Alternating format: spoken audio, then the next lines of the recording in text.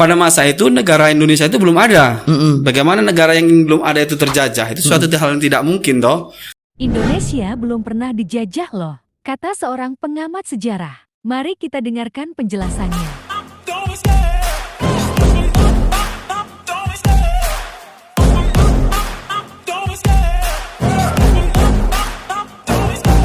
Love the chase and the hunt, and I set the pace when I'm running. I always take what I want and I always give it 100. Don't need a bank, no I'm funded. Play the game like... Assalamualaikum warahmatullahi wabarakatuh. Welcome back to my channel Permata TV Podcast. Tentunya bersama saya Marvel Raditya. Momentum kemerdekaan menjadi salah satu pendorong meningkatkan rasa nasionalisme, terutama di kalangan milenial yang sekarang ini mungkin sudah digerus oleh modernisasi dan perkembangan zaman. Untuk itu kita bakal ngobrol banyak tentang bagaimana mencintai bangsa negara Republik Indonesia ini, yang kali ini di 17 Agustus tahun 2022 menginjakan di angka 77 kemerdekaan Republik Indonesia. Harus seperti apa kita selaku generasi milenial, dan seperti apa sebenarnya sih perjuangan bangsa Indonesia untuk menggapai kemerdekaan.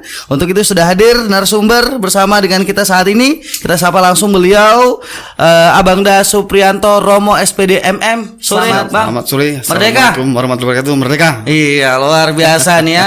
Oh, saya lihat sekilas seperti Bung Karno nih gayanya. Sudah merah putih ya. Merah darahku, putih tulangku. Ya, seperti ya slogan-slogan kemerdekaan Republik Indonesia. Dan tentunya di 17 Agustus tahun ini momentum kemerdekaan mungkin sudah bisa kembali dirasakan oleh masyarakat.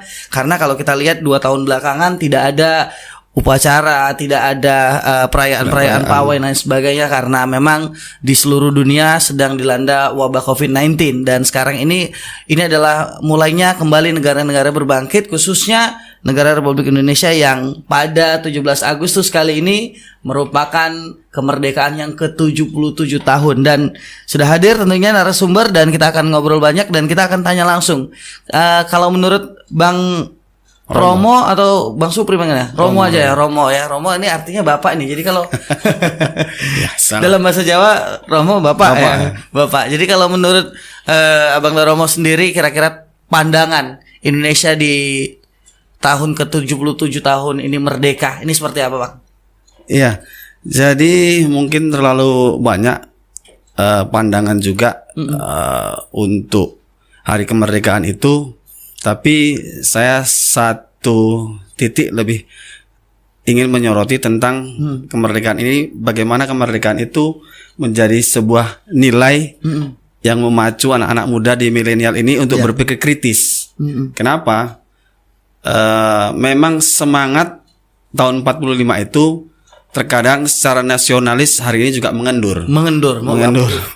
Terkhusus terlebih sama generasi muda memang. Iya, dan kita juga perlu memberikan semangat kepada mereka dengan berbagai macam semacam tantangan. Iya. Terutama kalau kaum milenial ini kan lebih kritis dengan pemikiran. Sehingga saya sering sekali memulainya dengan pertanyaan, 17 Agustus 1945 itu lahir atau merdeka Indonesia? Nah, ini dia. Karena kalau kita lihat dalam lagunya sendiri kan, hari lahirnya bangsa Indonesia merdeka. Siap. Ini sebenarnya lahir atau merdeka? Atau merdeka. Kalau kita lihat dari konsep merdeka itu kan merdeka ada 2 ya. Yang pertama merdeka itu memang bebas, bebas sebagai, kalau kita manusia bebas sebagai manusia yang tidak terikat. Iya, betul. Tapi kalau yang kedua itu ada bebas dari kondisi yang terlepas. Contohnya kalau seorang budak itu dilepaskan oleh tuannya karena dibayar, seperti itu kan. Nah, di Indonesia sendiri ini posisinya kalau melihat dari situasinya, kita justru kepada arahnya lahir, bukan merdeka. Kenapa bisa gitu, Bang? Kata merdeka itu kan berarti kita kalau semangatnya itu terlepas ya, karena mengingat Indonesia itu sering diceritakan terjajah oleh bangsa asing itu selama ratusan tahun. Kalau sejarah yang kita lihat, mungkin anak-anak dicekoki dengan satu doktrinnya atau satu pemahaman bahwa Indonesia itu dijajah Belanda saja sampai dengan 350 tahun. 350 tahun. Iya, kita belum cek kebenarannya. Begitu kita cek mungkin menyusut dia. Menyusut ya. Menyusut. Jadi kalau kita lihat di data itu 350 tahun berarti sejak 1602 sampai 1942 ya. Iya, ada semacam pengetahuan ataupun semacam pemahaman bahwa Indonesia mulai dijajah 1602 itu karena berkaitan dengan berdirinya POC. Oh. Padahal POC itu sendiri masuk ke Indonesia itu sekitaran 1610, 1610. 1610 sudah beda, ada perbedaan 8 tahun di situ. Nah, Ya. kalau Belanda secara kerajaan itu masuk ke Indonesia justru di tahun 1596. Lebih awal artinya. Iya, lebih awal lagi. Tapi Belandanya ya. Belanda ya. Kalau POC ini kan persekutuan dagang. Memang kebenaran pusatnya di Amsterdam. Jadi kalau sekarang pun masih ada semacam PMA ini kan. Seperti Lonsum misalnya Ya, kan, betul. London Sumatera. Sumatera. Itu kan Inggris. Inggris punya. Apakah kita dijajah Inggris kan enggak toh? Tidak ya. Ada juga Goodyear itu dari Amerika, ada juga Mobil Oil, ada juga Caltech, ada juga Ya, Freeport. betul. Nah, kan kita juga nggak dijajah Amerika, Ya. mereka berdagang di sini. Betul. Sama juga ada Sokpin dari Belgia, sama dong kan. Ini kan PMA Perbedaannya kan? di dulu dengan sekarang itu apa yang membedakan? Kalau dulu dikatakan menjajah, kenapa sekarang ini kan memang sudah ada diatur sama undang-undang dan sebagainya. Ya ini semangatnya. Jadi semangat penderitaan itu harus sama dulu. Jadi para panding bandar kita itu memang menyuarakan ini penderitaan yang sama loh. Sekian ratus tahun kita dijajah seperti itu kan. Padahal masa-masa itu juga kerajaan-kerajaan itu tidak merasa terjajah karena mereka merasa dikerjasamain. Iya. Kan seperti itu kan. Kalau secara dunia internasional justru Indonesia ini baru mulai terkuasai oleh Belanda secara imperialis tahun 1800, malah setelah bubarnya POC. VOC ya. POC bubar, masuklah Belanda kembali. Secara kerajaan mereka mendirikan di sini gubernur jenderal. Betul. Dan di daerah-daerah dibuatnya residen-residen. Termasuk di Langkat ini Iya. residen yang terakhir Tengku Amir Hamzah. Bupati-bupatinya, Iya. Bupati Belanda. Bupati Belanda ya. Artinya mereka dari luar tapi mereka yang membentuk itu semua. Iya, Ya. benar, secara sistematis itulah imperialis tadi kan. Dan memang dulu awalnya bukan Indonesia kan? Ya, kalau untuk nama memang di dunia internasional itu secara hukum arbitrase internasional kita itu disebut Hindia Belanda. Hindia Belanda ya. Sehingga sampai pasca kemerdekaan pun, pasca proklamasi, baik perjanjian Renville, baik perjanjian Linggarjati, perjanjian sampai dengan konferensi Meja Bundar, Iya. Belanda tetap merasa bagian Indonesia itu adalah bagian dari negara Belanda, bukan milik Indonesia yang ada sekarang ini. Iya. Seperti itu dia. Jadi tadi menarik juga di awal tadi Bang Romo menyampaikan tentang lebih cocoknya itu lahir daripada hari kemerdekaan. Jadi Iya. 17 Agustus itu adalah Hari kelahiran bangsa Indonesia. Nah, ini menarik tanggapan Abang nih mengenai kenapa lebih tepat kelahiran daripada hari kemerdekaan. Iya, kalau merdeka itu secara kenegaraan, Indonesia itu kan harus negara yang merdeka, yang terjajah ya. Pada masa itu negara Indonesia itu belum ada. Bagaimana negara yang belum ada itu terjajah? Itu suatu hal yang tidak mungkin toh. Nggak mungkin dia sebelum lahir sudah terjajah. Iya. Itu tidak mungkin itu kan. Nah, dan di situ ada persyaratan bagaimana negara itu. Pertama dia harus punya wilayah. Oke, wilayahnya ada. Wilayahnya itu ya wilayah Indonesia. Karena secara histori juga Indonesia itu berasal dari kata-kata Hindunesia. Indonesia. Harus kita pahami bahwa Hindu itu yang dimaksud ya Nesia itu kan kepulauan ya. Kepulauan. Hindu itu ya Hindia, kepulauan Hindia gitu kan. Berkembang lagi dia menjadi Indonesia.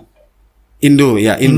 Tapi bergeser lagi ke Indonesia. Nah, ini baru muncul sekitaran 1847 di media Inggris kalau nggak salah itu. Sebelum merdeka ya. Sebelum mereka. Maka yang namanya negara Indonesia pada saat itu nggak ada karena kita nggak punya pemerintahan. Iya. Ya nggak punya. Ada sih pengakuan dari negara asing juga nggak punya yang berdaulat, gitu kan. Yang ada hanya dua item wilayah dan rakyat. Ya kan, dua item lagi kita nggak punya. Jadi kita gugur sebagai suatu negara. Oleh karena itu kita belum ada. Pemimpin-pemimpin bangsa kita seperti Soekarno, seperti Muhammad Hatta, seperti bahkan Soeharto juga yang lahir di era sebelum 1945. Ya berarti mereka bukan masih putra bangsa Indonesia. Negara Indonesia. Ini perlu jadi pengetahuan juga ya. Ya lahirnya pada saat lahirnya belum menjadi bangsa Indonesia. Belum negara Indonesia. masih putra Hindia Belanda pada Hindia saat itu. Belanda Hindia kalau Belanda. secara negara ya, tapi Secara- kalau secara kepulauan ya Indonesia sih. Indonesia kepulauan, Bangsa ya. Indonesia ya, kepulauan ya. Kepulauan ya. Ya, kawasan gitu ya, kawasannya Indonesia benar, tapi kalau negaranya belum. Oh, jadi pada saat itu memang pada saat belum merdeka ternyata ini jadi pengetahuan nih buat yang pada nonton podcast Permata TV. Iya, iya, Ya, iya. Jadi Bung Karno, Pak Harto itu lahirnya pada masa Hindia Hindia Belanda, Belanda. ya. Berarti mereka putra Hindia Belanda. Hindia Belanda yang melanjutkan momentum semangat itu untuk menjadikan Indonesia Ya. merdeka berjuang Maka bersama. kita lebih cenderung mengatakan ini hari kelahiran bangsa Hari kelahiran. Indonesia. Ada sebagian orang mengutip beberapa ucapan selamat itu selamat HUT RI, itu benar gitu kan. Hari ulang tahun ya. Hari ulang tahun. Ulang tahun RI, biasa benar. kan berkenaan dengan hari kelahiran ya, Iya. bukan hari kemerdekaan ya. Tapi kalau hari kemerdekaan ada yang rancu menyambut HUT kemerdekaan RI, Ya, HUT kemerdekaan, ya ada dua di situ kan, ada iya. HUT-nya ada kemerdekaannya gitu. Jadi dua kalimat jadi satu ya. Ya momentumnya memang kemerdekaan, kebebasan pada saat itu. Kebebasan yang dimaksud kebebasan momen hari itu, kebebasan kita dari penjajahan gitu kan. Padahal ya kan kita tidak terbebas dari itu. Karena negara Indonesia, kalau konsep negaranya ya, Konsep negaranya baru lahir pada baru saat lahir itu tadi. Setelah gitu. lahir tadi nama Indonesia baru lahir. Tapi kan dari zaman masa ke masa, sejak saya SD pun sudah ditanamkan pemahaman itu. Iya. Dan kita merdeka tahun sekian tuh kan. Iya. Ini tantangan juga buat sejarawan juga. Jadi artinya memang ya pada masa-masa sekolah kita memang ditanamkan seperti itu. Iya. 45 tuh hari Kemerdekaan seperti itu kan. Kalau kita runut dari cerita dan pengetahuan yang kita miliki sekarang, anak-anak milenial ini kan kritis-kritis, Bang. Iya, betul. Mereka berpikirnya lebih tajam-tajam. Betul. Nah, setelah kita ya kita cerita-ceritakan seperti ini, mereka juga baru ngeh ya. Iya ya katanya kan. Nah, ini juga ada pemahaman baru mungkin. Tapi juga harus ya tidak ada yang salah dalam persoalan semangat berkebangsaan, nggak ada yang salah. Terus ada istilah-istilah juga selain lebih tepatnya tadi kalau menurut Mas Romo atau Bang Romo tuh hari lahirnya bangsa Indonesia. Ada juga satu kalimat yang menarik ini tentang pernikahan kebangsaan. Ini maksudnya seperti apa? Iya. Jadi kalau bangsa itu yang sifatnya sama kulturnya, ya kan? Sama satu kawasannya, sama bahasanya, itu bisa disebut dengan satu bangsa, gitu kan. Nah, ini juga bangsa ini hampir mirip dengan suku-suku. Kalau kita merunut sejarah, jadi pernikahan kebangsaan itu jatuh pada tahun 28 ketika anak-anak muda itu berikrar, bersumpah. 1928 ya. 1928. Jadi kalau abang nanti sama istri berjanji berakad, Ya. itu kan pernikahan. Pernikahan. Iya. Kalau kita menarasikannya dari mulai siapa Diponegoro, siapa Imam Bonjol, siapa Singamangaraja, siapa Patimura. Mereka adalah embrio-embrio kebangsaan ini, Bang. Bibit-bibit kebangsaan ini, itu kan. Jadi di mana pernikahannya? Ya saat tahun 1928 ya kan. Kemudian kapan lahirnya si putra Indonesia ini, negara Indonesia? Ya pada tanggal 17 Agustus 1945. Kan seperti itu konsepnya. Betul. Jadi ada embrio, ada pernikahan, ada Iya. anaknya gitu. Itu jadi maksud dari peribahasa pernikahan kebangsaan Iya, tadi ya. benar. Kemudian ada juga disampaikan bahwa tadi kan di awal kita sudah sedikit mengulas bahwa Indonesia dijajah 350 tahun. Tadi sempat juga disampaikan bahwa tapi setelah diteliti ada penyusutan dan di sini ada catatan menjadi 340 tahun. Nah, kenapa bisa seperti itu? Iya. 1602 ya kan sampai dengan 1942 itu jumlahnya kan 340 tahun, Bang. Iya. Tapi kita diajarkan di SD ya, di Kenapa? SD mungkin ya 350 tahun itu kan. Kenapa? Padahal secara hitungan sistematis 340 40 tahun. tahun. Itu belum kita potong lagi, Bang. Dengan kita dijajah Prancis ya Iya, kan. betul. 5 tahun kita juga dijajah lagi dengan Inggris dengan Dangerousnya gitu kan. Sampai 5 tahun juga. Ini kan terpotong lagi, menyusut lagi 330 tahun. Nah, ini semacam sejarah yang memiliki semangat tapi tidak akurat gitu kan. Semangatnya ya, girohnya ya kan kita untuk melawan penjajahan dengan kata kemerdekaan, satu kata kunci yang mengikat semuanya. Kalau tidak ada kata kemerdekaan ini, semua tidak bergerak ini, Bang. Betul. Karena ada kata kemerdekaan, maka semuanya mengikat. Ayo sama-sama berjuang untuk melepaskan diri dari penjajahan. Kan ini dia rasa tadi dibangun dari sana. Dibesarkanlah empati tadi kan, perasaan tadi. Kita sudah 350 bahkan ya dalam kode 3,5 abad. lebih banyak lagi kan. 3,5 abad. 3,5 abad. Saya ingat betul kalau ujian kita selalu disebutkan berapa lama kita dijajah oleh Belanda gitu kan. 350 tahun gitu kan. Tapi secara hitung-hitung, nggak sampai gitu kan. Tapi bagaimana membangun semangat yang sama, membangun kekuatan batin yang sama, itu dikumandangkan agar semua merasa terjajah lama, belenggu itu terasa sakit. Iya. Ini kan panding bader kita juga yang menciptakannya gitu kan. Kira-kira Biar, itu. artinya lebih lama Indonesia terjajah daripada merdeka kalau sampai dengan saat ini. 77 Iya. tahun masih ya. Angka yang begitu jauh ya. Tapi kalau menilik kata lahir lagi kembali, sebetulnya negara kita belum pernah dijajah oleh bangsa manapun. Setelah lahir ya. Setelah lahir belum pernah dijajah. Setelah lahir 1945 itu kan lahirnya bangsa Indonesia ya. Negara Indonesia ya. Itu belum pernah dijajah. Pernah dilakukannya agresi militer oleh Belanda sampai 2 kali kan, 1948 dan 1949. Oh, jadi setelah lahir bangsa Indonesia masih ada lagi ya? Pergerakan Belanda ya, karena Belanda itu masih menganggap kita bagiannya. Oh. Penjajahan secara murni itu yang bisa kita lihat itu seperti Kuwait diinvasi oleh Irak. Jadi begitu Kuwait ada diinvasi oleh Irak, itu yang nyata-nyata negara itu dikuasai oleh negara asing gitu kan. Sama juga seperti sekarang ini yang sedang berperang kan, Betul. Uni Soviet dan mana ini Rusia dan Ukraina. Ukraina. Jadi kalau Ukraina terkuasai maka Ukraina menjadi provinsi dari Rusia kan gitu kan. Nah itulah sama seperti kita dulu. Jadi kalau sekarang ini Indonesia setelah ada nggak pernah kita dijajah manapun. Jadi kita bisa merubah peradaban. Negara mana yang telah menjajah Indonesia nggak ada, karena Indonesia nggak pernah dijajah. Karena setelah lahir tadi 1945 ya, karena memang di saat itulah kita terbentuk negara Republik Indonesia. Kalau dulunya kan masih Hindia Belanda ya kan, Kepulauan Indonesia. Ya. Jadi kalau secara garis besarnya negara Indonesia itu ya hari lahirnya 1945. Ini menarik melihat ulasan gini. Jadi bahasan ini apakah berarti sejarah yang selama ini diajarkan kepada kita di sekolah-sekolah adalah salah ini, Bang? Bagaimana kan kita lihatnya? Kita mau melihat ini seperti apa?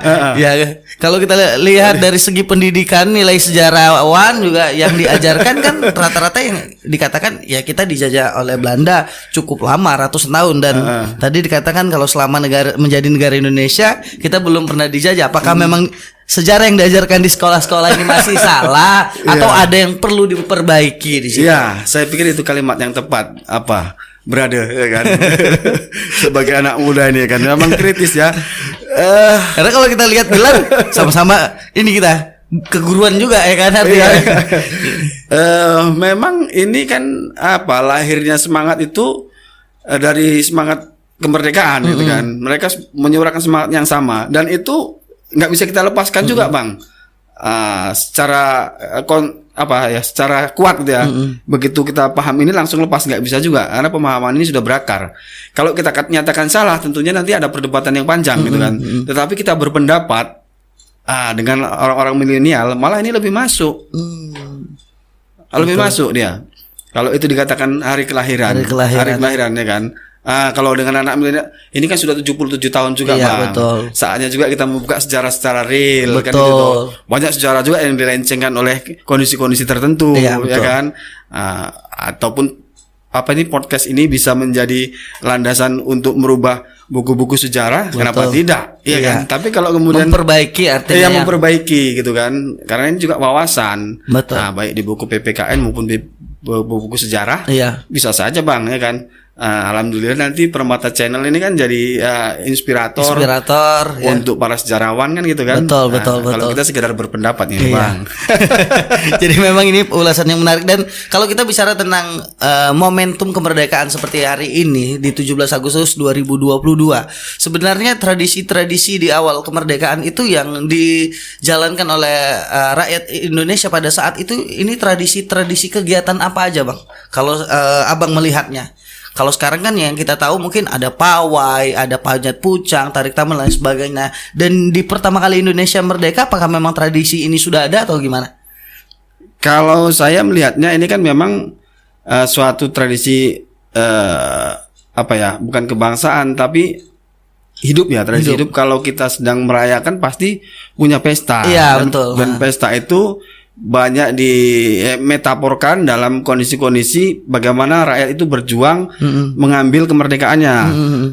Ya setelah pasca kemerdekaan kegiatan-kegiatan seperti ini ya seperti ya baik pawai, baik drama tentang kemerdekaan, baik tentang bagaimana pergerakan perjuangan yang sering digambarkan seperti Pucang itu ya. Betul. Nah, itu tetap ada juga. Jadi memang dari awal-awal kemerdekaan itu sudah menjadi tradisi ya. Iya, sudah ada itu. Tapi karena mungkin pada masa-masa karena kita tetap berjuang di era 45 sampai dengan 55 itu kan masih bergolak terus dia Indonesia ini.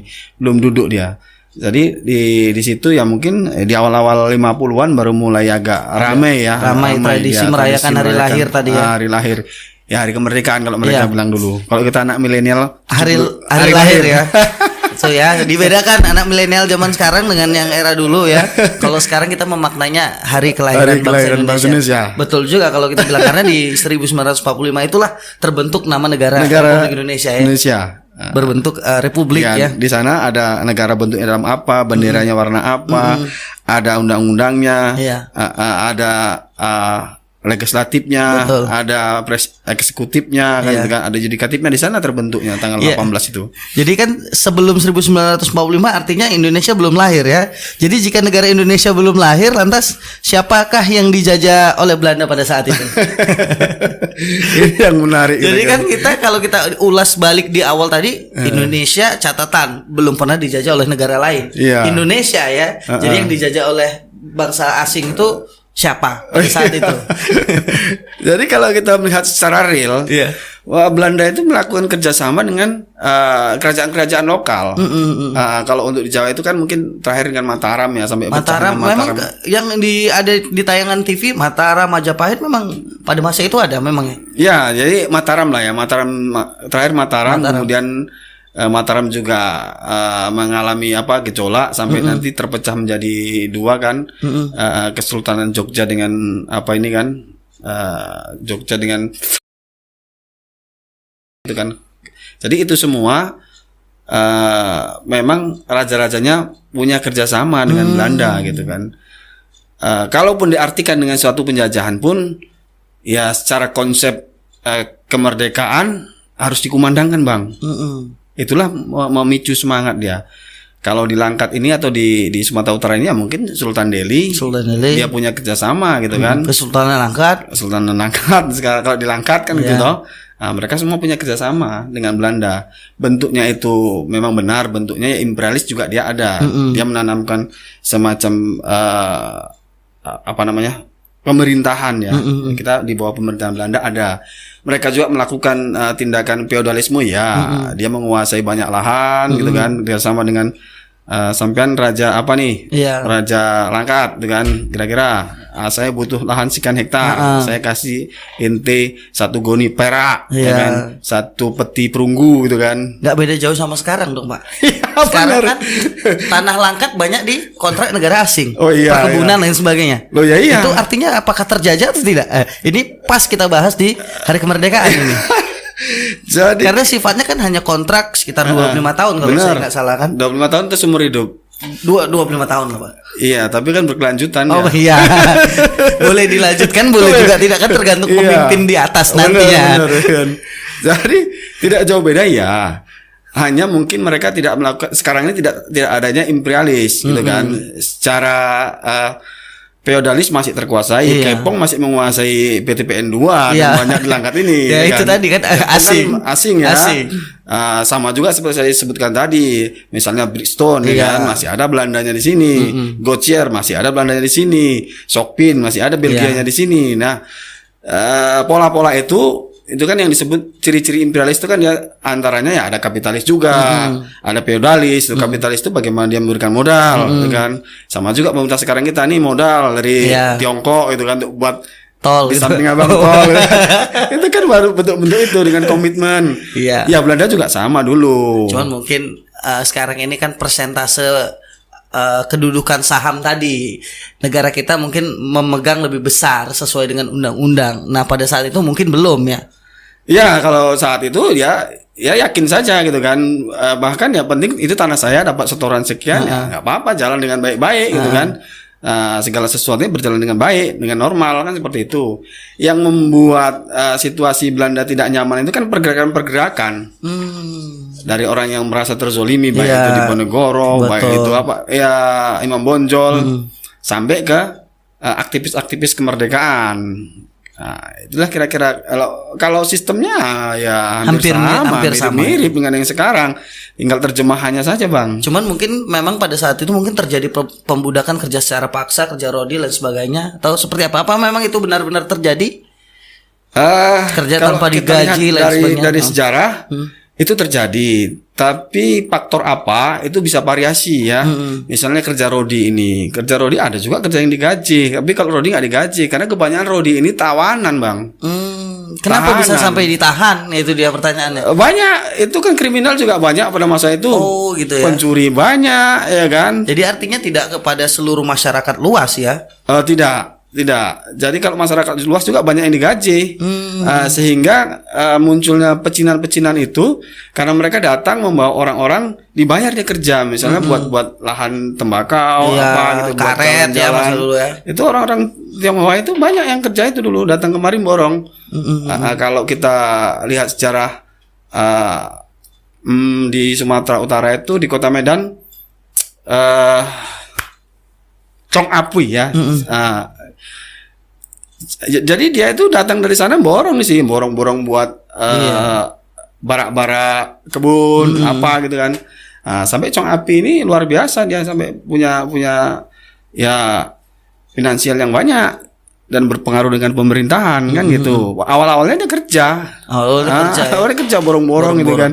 Jadi sebenarnya kalau kita lihat kajian perbedaan kerja sama dulu dengan sekarang hampir sama saja ya. Sama, Bang. Jadi kalau kita lihat memang itu semua diplomasi gitu.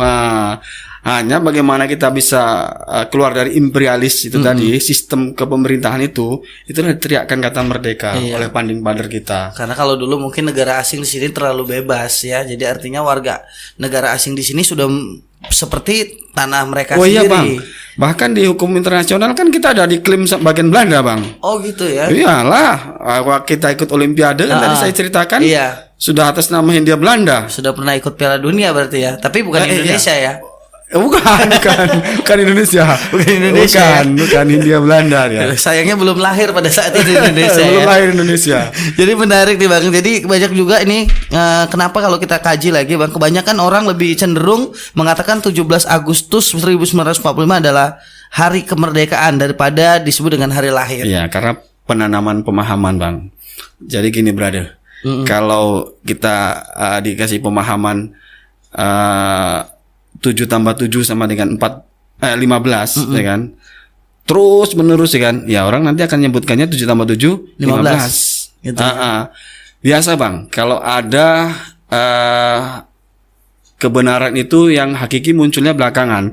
Dan kita jangan khawatir kalau kita sedikit melawan orang banyak dalam pihak yang benar, jangan takut. Kalau kita baru melawan yang lama, jangan khawatir. Ya suarakan saja. Karena kalau seperti itu kan seperti dulu perjuangan Rasulullah itu kan dia melawan yang sudah ada itu. Iya. Ada pemahaman yang lama sekali, Betul. bertahun-tahun lebih gitu banyak kan. daripada dia jumlahnya kan gitu. Iya, lebih banyak daripada dia, lebih lama daripada dia juga. Jadi kalau kita ulas sedikit sekelas jenderal pun kita nggak perlu takut ya. Nggak usah, jangan sampai seperti itu juga ya kan. Dalam teori yang lebih luas ya kita berpendapat nggak apa-apa sih ya kan. Nanti kan terjadi ini juga benturan-benturan pemikiran di kalangan, terutama kalau kaum milenial ini, Bang. Kalau kita rangsang terus mereka dengan ini ya kan, mereka membentur sendiri dengan buku-buku yang mereka pelajari. Iya. Karena sekarang ini ternyata daripada buku yang lebih merangsang gadget nih sepertinya. Game online, judi online dan sebagainya. Dan mudah-mudahan di momen kemerdekaan ini negara kita bisa memperbaiki ini semua. Artinya Benar. Kominfo yang terkait ya. Jadi memang bisa membatasi ya penggunaan gadget untuk yang hal-hal lebih baik ya kan. Ya kita harap channel apa kita ini, Permata Channel ini jadi inspirator ya kan. Inspirator dan ditonton oleh menteri kita ya. Oh siap. Itu paling penting. Itu paling penting kan Jadi, supaya aspirasi rakyat ini memang tersampaikan. Jadi kalau kita ulas lagi berkenaan dengan kemerdekaan, tadi kita sudah ngebahas tentang bahwa Indonesia sebenarnya lebih cocoknya kalau kita katakan ya, lebih tepatnya 17 Agustus 1945 adalah hari lahir. Jadi dengan belum lahirnya Indonesia sebagai satu negara, lantas bagaimana kedudukan Indonesia sebelum 17 Agustus 1945 pada saat itu? Ya kan sudah kita terangkan juga di depan bahwasanya ya kedudukan kita di mata negara asing itu tetap juga hanya kepulauan ya. Artinya kita belum berbentuk negara dan memang negara manapun bebas berada di wilayah kita ya. Ya benar, karena penguasanya kan penguasa bukan suatu kenegaraan tapi lebih pada penguasa lokal, kerajaan-kerajaan. Walaupun sekarang sudah juga terjadi kerajaan kecil.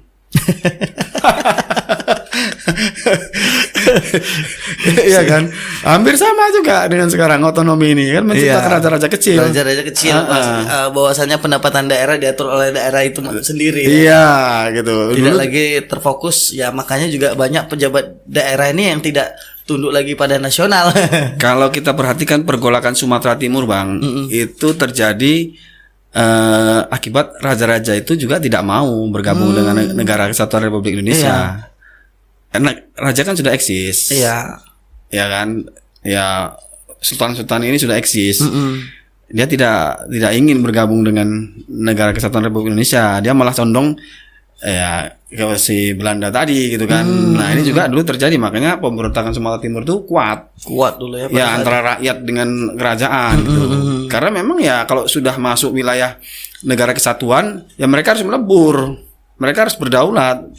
Kenapa Jogja sampai dengan sekarang ini masih berbentuk kesultanan? Nah, di sini ada hak istimewanya dia, Bang. Makanya dikatakan karena hak kita istimewa. kan kalau kita bilang sama-sama provinsi, Iya. di mana-mana sudah pemilihan gubernur. Tapi kalau kita kaji lagi, ini kan pas momentumnya tentang sejarah ya. Artinya rubrik kita tentang sejarah Republik Indonesia. Jadi ini juga pengetahuan buat para generasi milenial. Kenapa sampai dengan saat ini hak istimewa itu masih ada di Yogyakarta? Iya.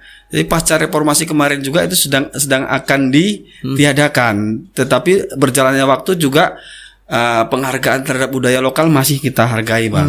Jadi negara kita kemarin masih memberikan otoritas khusus pada mereka juga, gitu kan? Karena mengingat nilai-nilai kearifan lokal itu. Kearifan lokal, dan memang kesultanan di Jogja itu memang masih berjalan, berbeda dengan di provinsi-provinsi lain mungkin ya. Kalau kita lihat di Serdang Bedage misalnya, Kesultanan Bedage itu sudah hilang, Bang. Sudah hilang. Aceh juga kerajaan Perla, Pasai ya. Iya, sudah hilang, dia dimakan oleh sejarah-sejarah itu yang berkembang.